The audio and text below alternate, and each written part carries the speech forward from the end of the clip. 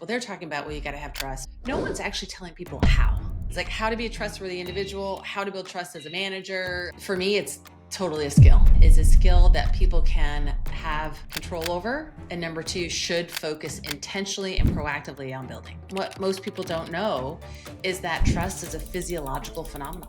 So when I give you trust, what that does in your brain is it releases oxytocin. Between a low trust work environment and a high trust work environment, engagement is 76% higher. Productivity is 50% higher. That 50% can add up to millions of dollars. What gets measured gets done.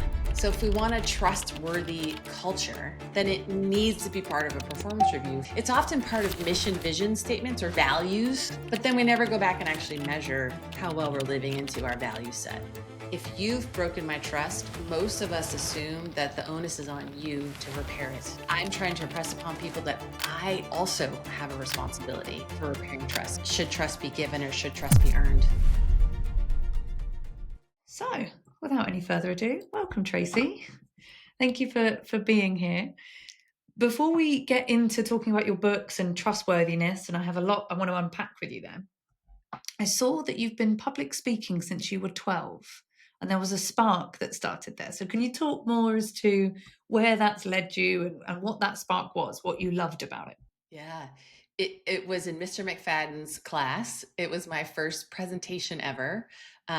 Coupled with that, I was also like the tallest person in my entire class at the time. So it just was, and he liked it. So I got positive feedback from something I had never done before. But there was an element of it that I just loved it. You know, when you feel like you're in the flow, even when I was 12, I thought this is something I want to do more of. Like I'm pretty good at this, and so that has just continued to be my northern light throughout my career of the various positions and things that I've done. Of does it give me an opportunity to stand up and share ideas with people? And I'm not a professor type of public speaking kind of thing. That's not what does it for me. It's the being able to convey information in a way that relates with the people in the audience and seeing them light up with it or find it relevant or nodding their heads like that. That's the energy that is my drug, if you will, around public speaking. hmm And I wonder as well. So, part of what I do sales coaching, and part of that is pitching and public speaking. And 95% of people I speak to might be good at it, but they fear it. They have a nervousness around it. Where are you with that? Do you have nerves but love it as well, or not at all? No, no.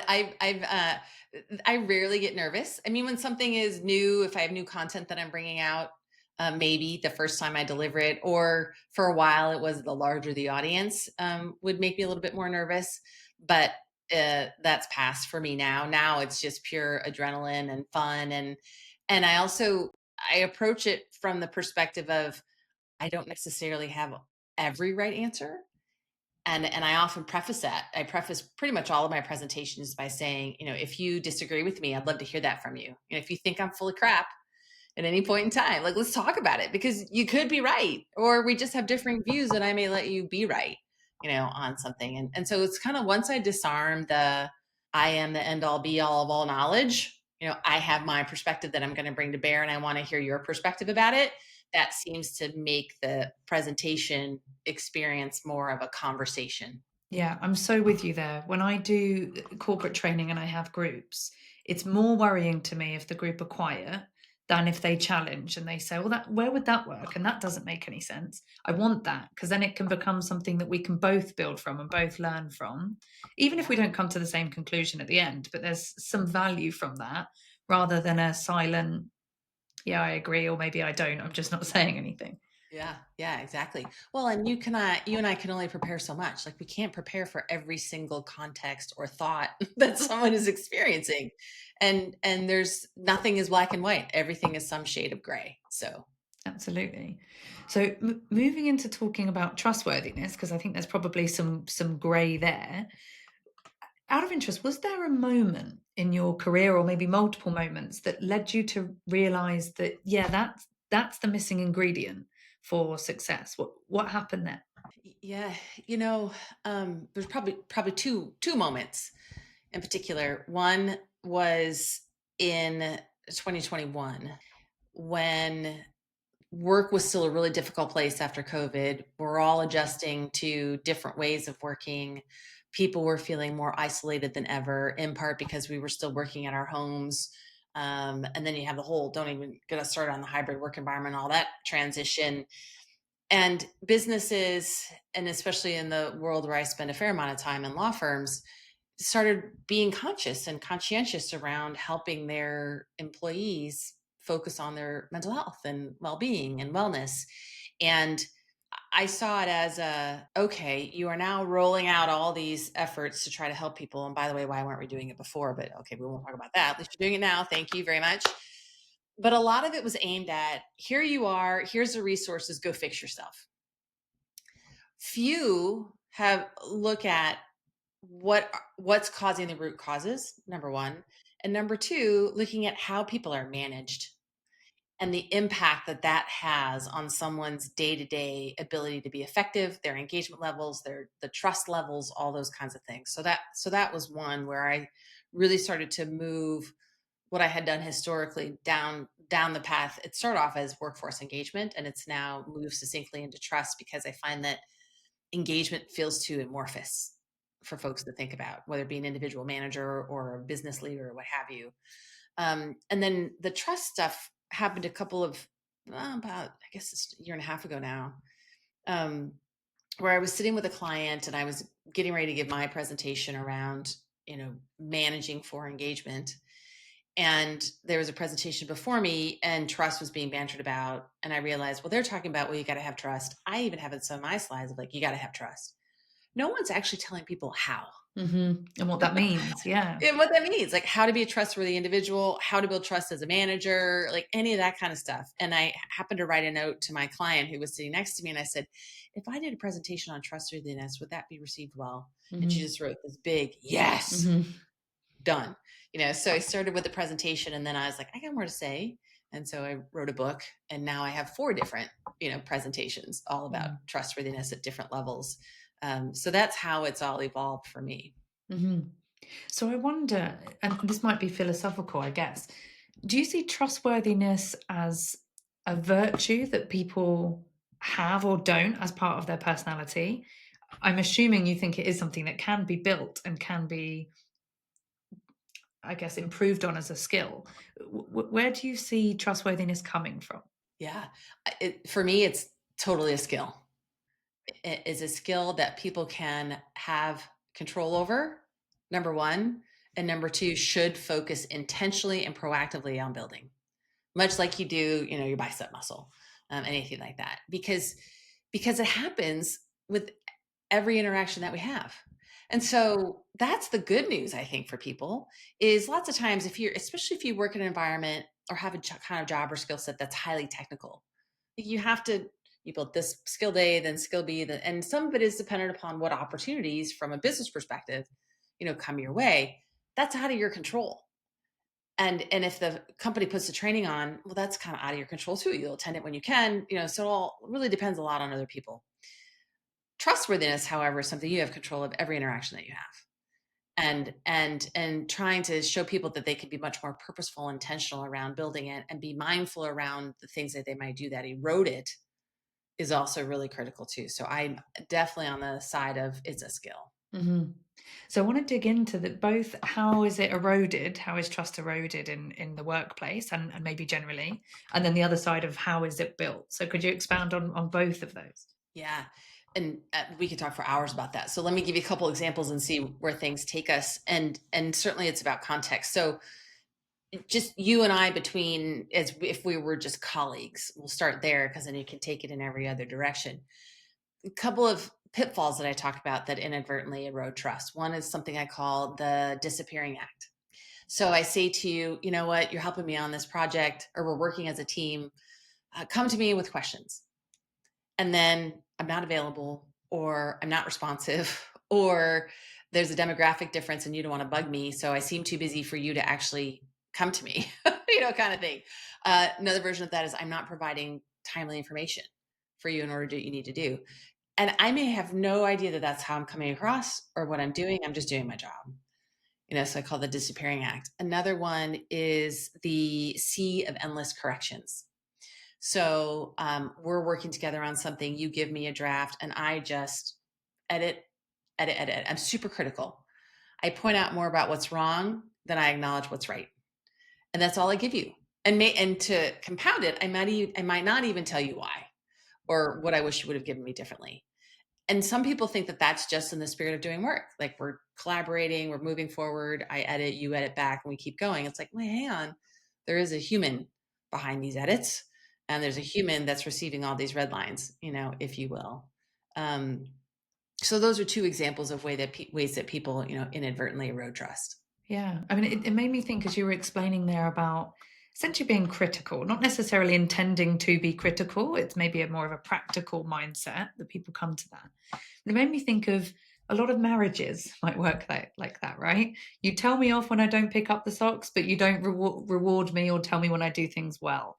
And Yep. over time in any human relationship, that's going to have some sort of effect on both parties, right? It has Mhm. an effect there. What do you think are some things that people do? So I guess one of them is inadvertently. So you said about the disappearing act. Maybe somebody doesn't even know that that's how they're coming across. Yeah, And I would assume there's a certain amount of empathy there that helps to overcome that. What absolutely. about, are there certain mindsets that people have that might deliberately or not become not being trustworthy? Absolutely. The whole idea of should trust be given or should trust be earned, even if we just start there. And and when I teach, I will just ask that question black and white, and I will ask people to raise their hands of which camp they fall in. It's not black and white; it's gray because I'm a trust should be given. However, when I first meet you, I'm not going to give you the numbers to my bank account, kind of thing. I'm going to trust you in less risky ways to begin with. But that trust needs to be earned mindset is preventative from quickly enabling trust to grow. And what most people don't know is that trust is a physiological phenomenon. So when I give you trust, when I extend trust to you, maybe I, hand over something for you to work on, or I share something vulnerable about myself, or allow you to make a decision on something. What that does in your brain is it releases oxytocin, which is the bonding hormone.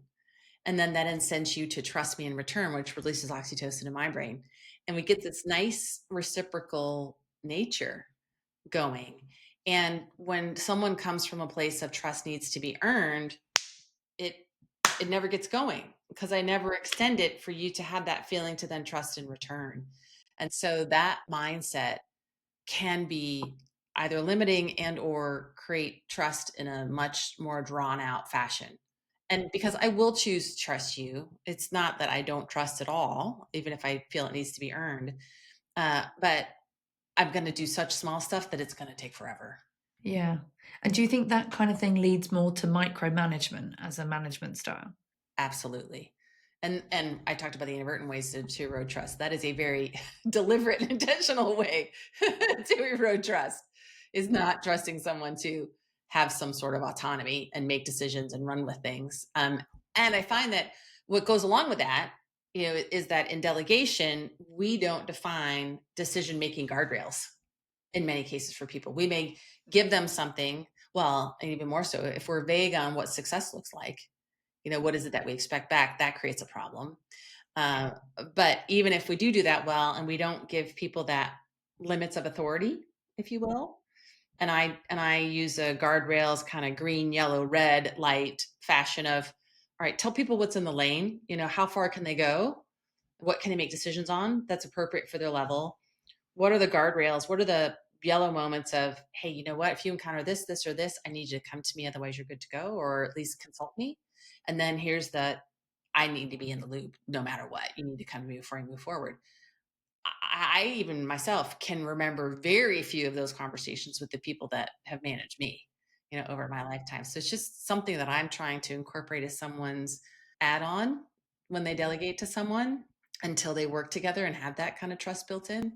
Um, it's a similar mindset, but it's also a technique. Yeah, because it's interesting actually. You kind of think of micromanagement and as an obvious example of where trust might be not even eroded. It doesn't even start if you're in Yeah. that bucket.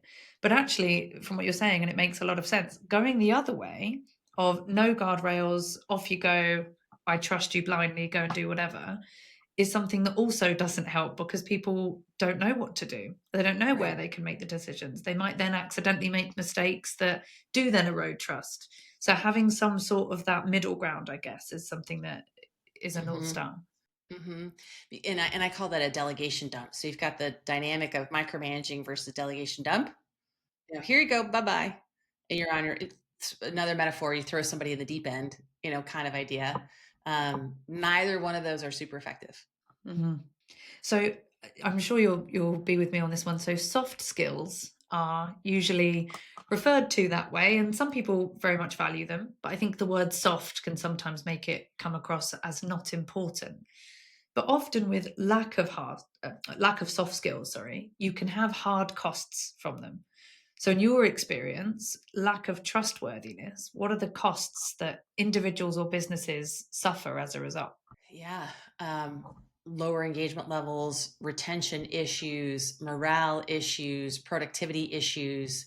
The good thing is we've got some social science to go towards the positive of that. And these statistics that I'm going to mention now come from Harvard, where they show that of between a low trust work environment and a high trust work environment, engagement is 76% higher.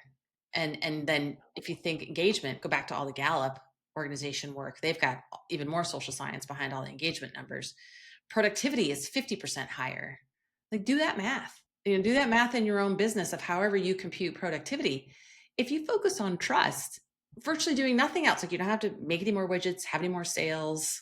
If you're in a professional services environment and you make money by hours, like there's only so many hours in the day, but it's improving the output, it's improving the experiences that customers or clients have, so they stay, they buy more, they want more. That 50% can add up to millions of dollars really quickly, you know and there are very few businesses that have trust as a line item, or trustworthiness, I should say, as a line item on a performance review. Why aren't we talking about it in a very outward way? Because what gets measured gets done. So if we want a trustworthy culture, then it needs to be part of a performance review for those folks who aren't acting in a way. It's often part of mission vision statements or values, maybe even more so. It's part of our values, but then we never go back and actually measure how well we're living into our value set. And there's a few things I want to pick up on there. So from the side of it's a soft skill, it's a personable skill, I guess. How can that be measured? What's a practical way that trust can be measured, and that people can, what are maybe behaviors or habits that they can do to build it? I think in order for a business to measure it, they need to break down literally what are the skill sets that we want to see, or I shouldn't say skill sets. What are the behaviors? So on a daily basis, as an individual contributor and as a people manager, what does trust and trustworthiness look like, and what are those behaviors that we want to do? So as an example, um, deadlines. Just take, everybody's got deadlines. Meeting a deadline in and of itself can be a behavior, because meeting a deadline is integrity, and integrity is a big part of trust. So simply by doing what you said you're going to do when you said you're going to do it. So meeting deadlines, it's not just about meeting deadlines, it's actually about creating trust. But what's also important is talking about deadlines. So how I handle if I'm going to miss a deadline is really, really critical. And my transparency and communication up front about it. So that's like another behavior that can be measured as it relates around deadline. Third is when I've missed it, my communication for missing it. uh, uh, Relate that to a mistake too. I have a matrix around mistakes are blip to blunder, and it's not only the severity of the mistake, but the conduct around the mistake. Yeah, yeah. So if someone is transparent and upfront about it and owns it, it's a Mm-hmm. very different trust building experience than if somebody tries to hide it, cover it up, never tell you about it, wish it didn't Mm-hmm. happen, doesn't communicate about it. Mm-hmm. So I think in order to measure, and every culture is going to have different expressions of trust. Every individual is going to have different expressions of trust. Mm-hmm. And so a business, if they want to measure it, they have to get down to that day-to-day behaviors those day-to-day behaviors that they want to see in order to measure it effectively. Mm-hmm. It makes a lot of sense. And I think there's a huge thread through there of again, empathy, understanding how what we do affects other people, and communicating about it. Because it might be a blip, say, so you said blip to blunder. It might be a blip, but if somebody is minimizing it, not a big deal, don't see the problem, or don't even talk about it, don't acknowledge it, kind of brush it under the rug, versus somebody that says, guys, I know we've got the deadline on Friday, today's Tuesday, this has come up. I need to be able to prioritize these things. It means something's got to give. What are we prioritizing here? Even if the deadline is then missed, whatever was agreed ahead of time, it's a very different feeling, I guess, that comes with everybody else in the team. Perfect example. Because people can handle bad news way better than they can handle surprises. Yeah. We're not very good at that. Despite the fact that surprises are like the only thing that we know will never change is that there will always be change, right? We know Yeah, that right. that's going to happen all of the time, but we're not very good at dealing with it. We like to have our plan and follow it. Yeah. Yeah, So exactly. it's really interesting as well. When you were talking about the numbers around productivity, I think you said 50% increased productivity. And was it 76% increase in engagement? These are the kind of things that I think are really important for certain leaders, owners, founders to be aware of. Because I think sometimes they go, yeah, great soft skills. It would be great if everybody got along, and it would be great if we had trust, but it's an intangible thing, and it's not, it's a nice to have. But actually relating it to, no, this is actually about your ROI. This is about your business and whether it fails or thrives under different conditions. Have you met resistance, shall we say, to people taking on trustworthiness as something that needs to be important in their business? I haven't outright received resistance because no one wakes up in the morning and says, I'm going to be untrustworthy today. Or we have an untrustworthy culture. Like, people just don't say that. What instead I will get is lip service. They'll say one thing and then do the complete opposite, Which is or the they'll do opposite of nothing. trustworthiness. Right? Mhm. Exactly. And so there's a quote by Warren Buffett that is just my all-time favorite. It's at the very beginning of my book, that says, trust is like the air we breathe. When it's present, nobody notices. When it's absent, everybody does. And it's just that intentionality around building trust, that's the message I'm trying to communicate to folks. It's like, of course we all want it. And we don't really notice it, that we don't have it, until we don't have it. So let's try to lessen that gap, or lessen that end result, by being just more intentional and strategic. We talk about it in a variety of contexts. I mean, we talk about it with our customers and clients, being trusted advisors and those kinds of things, or having trusted products that people buy. We talk about it somewhat from manager to employee, but there could just be so much more that we could engage in and break it down. And you got me thinking, as you were sharing some of your examples of what might be in a performance review, is you delegate well, and then we stop. Like, nobody defines what delegating well is. you know and so we're on the path. We just have to break it down a couple more steps to get really clear around what's expected. Yeah, it's kind of like saying you're living healthily. Like, what does that mean? Like, that could mean so many different things in so many different contexts, and it's subjective to a point. But getting a definition, and would you say, could different organizations have a different definition of what trustworthiness is for them? Yeah. Well, yes. But what I think about when you say definition, I don't know if people would. Trust is confidence and reliability in others' Mhm. actions. I think that's pretty table stakes for everybody. Mm. What I think differs is what they prioritize within trust. And Right. if you look up the definition of trust, or the components of trust, I mean, they're all over the map. Mhm. I've got 6 elements, as an example: uh, communication, um, competence, integrity, empathy, those kinds of things. We all have our different prioritization. For me, my two top priorities are integrity and communication. Mhm. Like, that's just how I work. And those results into what I need people to do if I'm going to trust them, i.e., you've got to show up on time, and Mhm. you've got to do what you said you're going to do. Like Mhm. if you don't do those things, that's going to erode for me. Mhm. But you might have empathy as your priority one, or Mhm. competence might be your priority one. So it depends on the organization and the individual Mhm. of what their prioritization is of the elements within trust. I think it probably Mhm. differs. And I guess essentially coming back to what you've said before about making that very clear. So everybody knows this is what's expected, depending on your role or what relationship it is. These are where your guardrails are. These are where what we expect. If this happens, then you can do these things.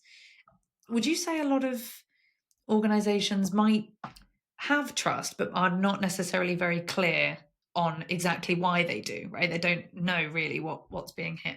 Totally. And or what's fueling it. Because it's kind of everything. It could be because we go trust is it's all around us. Yes, it is the air we breathe. Yes, it is all around us. But you're exactly onto it of we just need to go another level down of and seeing it as a hard skill rather than a soft skill. Like let's not leave it to chance. Let's create it on purpose. That's really the element that I'm going after. And so we could look at the various things that we are measuring and simply just tie them to trust. Just tie them to trust and say, maybe you don't have a specific line item, but it's kind of like, what is it? It's the net promoter score. Maybe we create a net promoter score around trust of, do you trust this person? Yes or no. So you ask all the skills, the hard skills, and then it's a net promoter score for trustworthiness.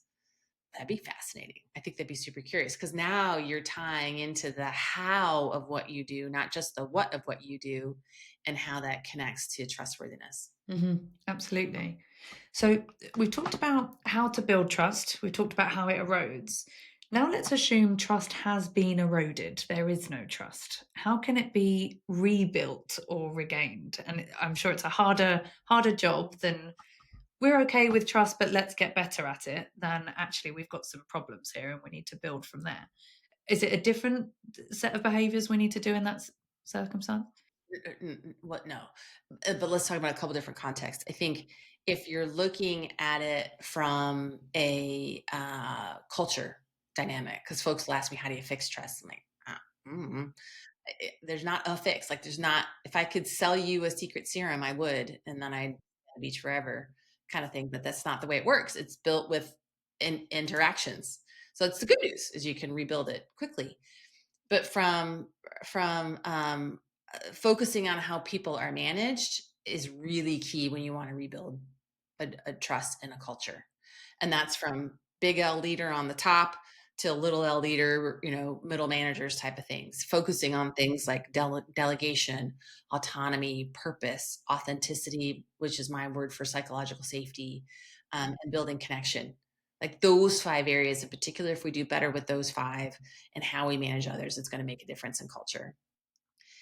The other element that I like to talk about is just individual and if you and I are working on something together, if you've broken my trust, most of us assume that the onus is on you to repair it. And yes, there is culpability there, but because I'm into this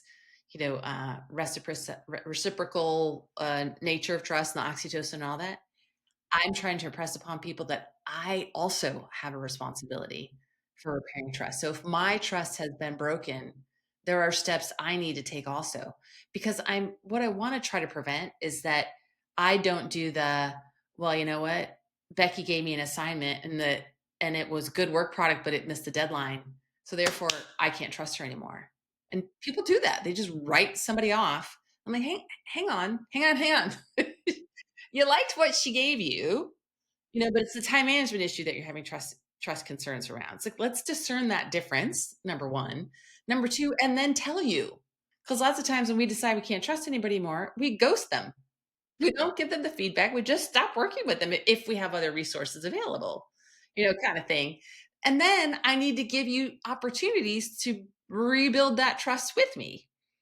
And notice I said rebuild and not earn, although some would say that, but it's like, okay, let's talk about the time management stuff and point that out and see if I can help you with that. And then the fourth part of that is I also have to assess my culpability, specifically in missing the deadline. So did I give you a deadline that was just too tight for the task? Or did I keep throwing in changes at the 11th hour and still expect you to meet the same deadline? Like, that's on me, in that dynamic, and I don't think most people do that. So those are 2 examples of different kinds of contexts of ways to rebuild trust. Yeah. Again, I don't know why I kept going down the analogies with romantic relationships, but I can think of two couples that I know in my life, both of which there was an infidelity. One of them, they are still together. They've had more kids since then, and they seem much happier. And it was work on both parts. To He had to rebuild that trust, but so did she. She also had to be okay that he went to work and he was out of the house and he might be with his friends sometimes, and give him that space, I guess. And I can think of another couple where, understandably, I guess, it's I don't trust you, and they didn't work out. I can understand both sides, but I think it's that thing of saying both parties are involved in the rebuilding of trust. It can't be all on one person. And also understanding the factors that led to that. Not putting blame on anybody, but what are the factors that led to it, and how can we as a team, as an organization, as a couple, as a family, whatever, work on this moving forwards. I love it. Well, and it makes me think of the old negotiation concepts of positions versus interests. But the position is what someone wants, the interest is why they want it. And when couples are fighting, they're usually stuck on positions. And so that couple who didn't make it, it might be, there's lots of reasons why it could be, but it might be that they just didn't get underneath to the interests of here's what I really want. And the couple that survived did. My interest is in a relationship that is like has A, B, and C characteristics. Clearly that went sideways for us. So how did it go sideways for you, and how did it go sideways for me? And can we re-envision a way of communicating and operating? Well, number one, do we agree that A, B, and C are most important still? Because maybe that's changed. And then how do we continue to communicate so that we stay focused on that as our shared interests, and being and working together. Yeah, yeah, yeah. And I think coming back to what you shared about essentially the accountability of saying in a work environment, you didn't hit the deadline, but I did give you extra things to do. Or you didn't hit the deadline, but something completely random happened that week that, I don't know, let's say car broke down on the way to work. So you did have half a day less than you would have. Where do you think there's room for give, I guess, for if people are not hitting these behaviors or not hitting these expectations?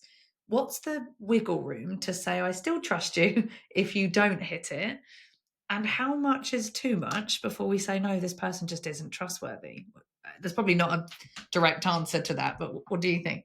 Yeah. Well, you're making me think of the phrase of kind of giving people the benefit of the doubt, which is definitely a trust concept. Of I'm going to give the benefit of the doubt. Like, I'm going to give you the benefit of the doubt, and I'm not going to assume that you wanted to miss that deadline. That's that place of I'm going to assume good intention. Well-worn phrase, but very powerful. Yet I still expect what I expect. So, some people have a 3-strike mentality. Others aren't that clear about it. I think what has to happen in even when we are giving the benefit of the doubt is we still have to stay focused on the desired outcome. And so having the conversation of saying, yes, these things happened, and yes, the deadline was missed. I'm going to do my part. If I created to that situation, I have some clarity now.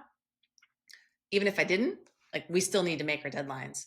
So if the environment is such that you can't make your deadline, and by the way, maybe it's not meant by making the deadline, in all honesty. Sometimes deadlines are super arbitrary. Maybe the interest is really, I need to hear from you. I need the communication, and that's the position is interest. So the position is the deadline, the interest is the communication. And I think sometimes we don't say that. And there are those situations where the deadline it's hard and fast and we cannot miss it. And we just have to be uber clear about that. But as a running course, I really need the communication part.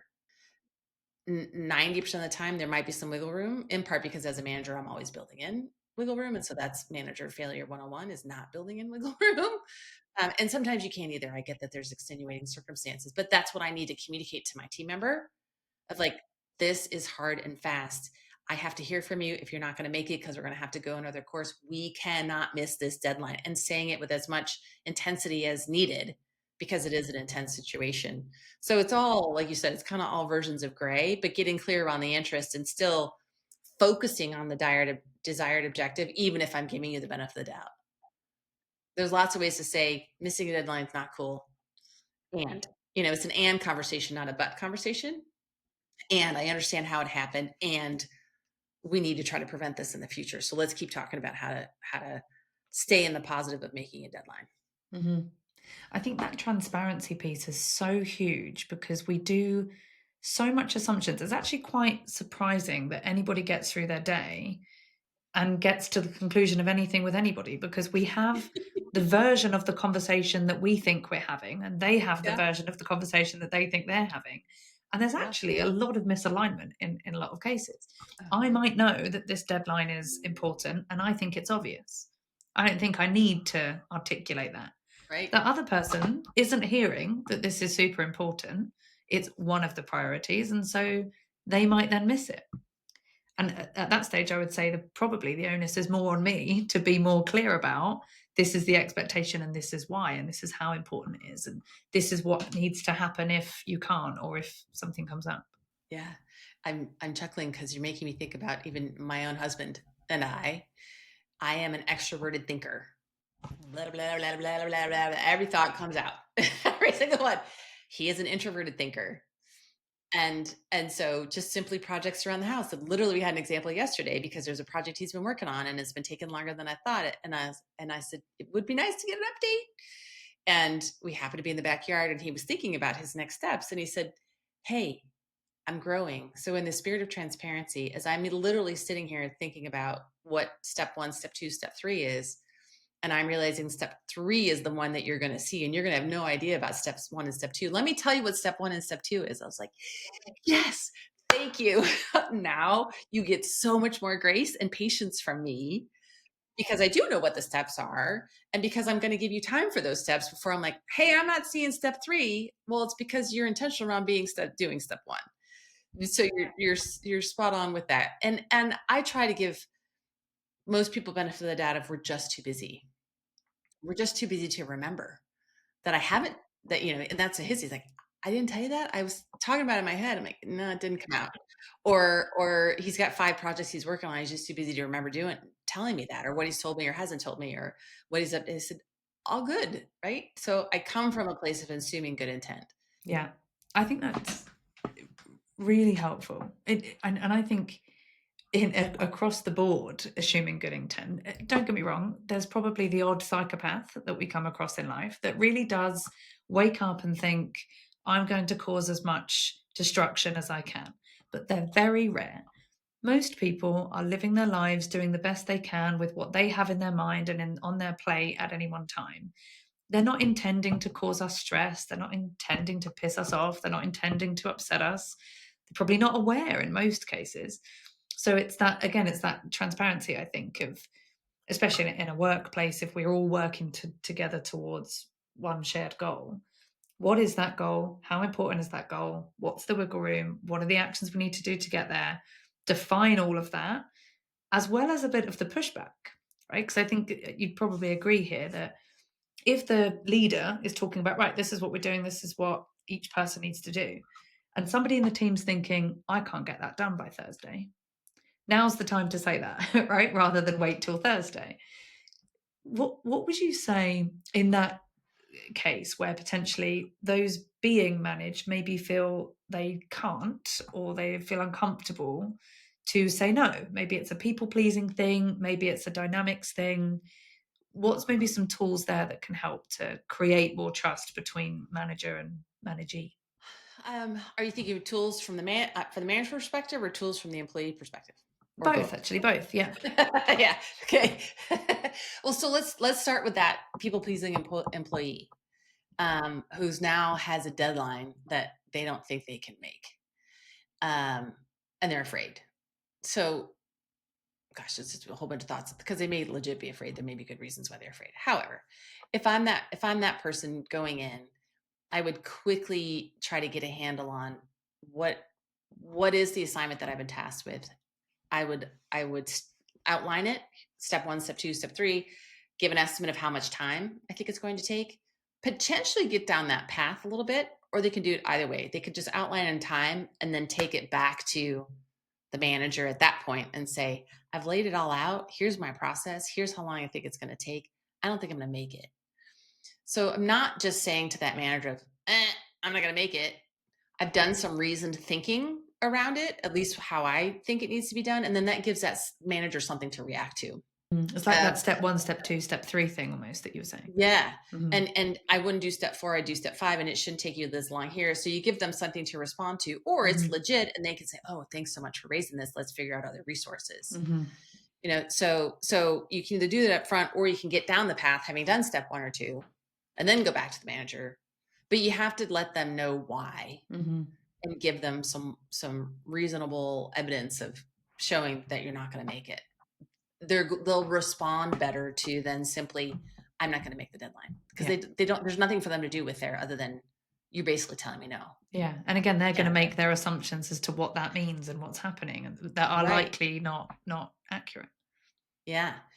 As a manager, and with deadlines in particular, I like to encourage people to say, let your employees tell you what they can do.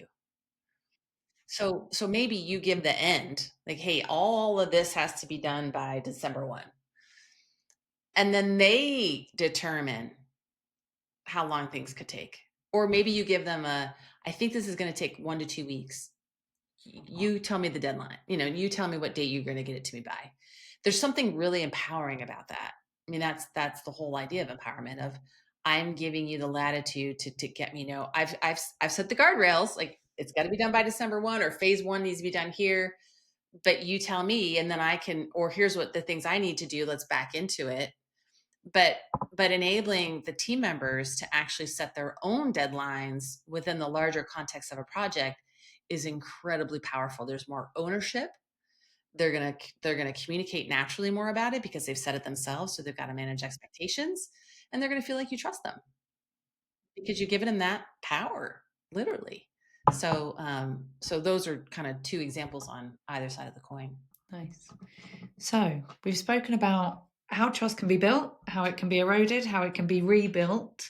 Is there anything you think that we haven't touched on that's really important for people within business to know about trust and trustworthiness? Something we haven't talked about, but what I really want to impress upon people is that trust and trustworthiness should be a purposeful and intentional endeavor in your work environment and in the way that people behave with one another, communicate with one another, manage one another. That it just has to be a more regular part of the conversation and expectation if you want a high trust culture. Nice. Wouldn't the world be a better place if everybody acted along those lines? I know. One would hope. Fingers crossed. Exactly. So where would you like to point people to follow you? You've got a couple of books, I think, that they can read, or where can they go to keep up with what you do and learn more? So I'm prolific on LinkedIn in particular. I post very regularly tidbits multiple times a week, so people can follow me there. As you said, I do have a couple of books. The most latest is this Trust Me, The Insider's Guide to Being the Go-To Person at Work. I have another one about burnout called The Joy Achiever Journey, and both of those can be found on Amazon. And then, of course, I have a website, joyachiever.com, where people can check out my offerings. They can also buy bulk books if they want to there. And I have some other musings and other resources available there. Nice. Brilliant. Well, thank you so much, Tracy. I learned so much about trustworthiness. It's a really fun conversation as well to dig into the examples and the overlaps and everything. So thank you. Thank you, Becky. I really appreciate it. I really enjoyed it too.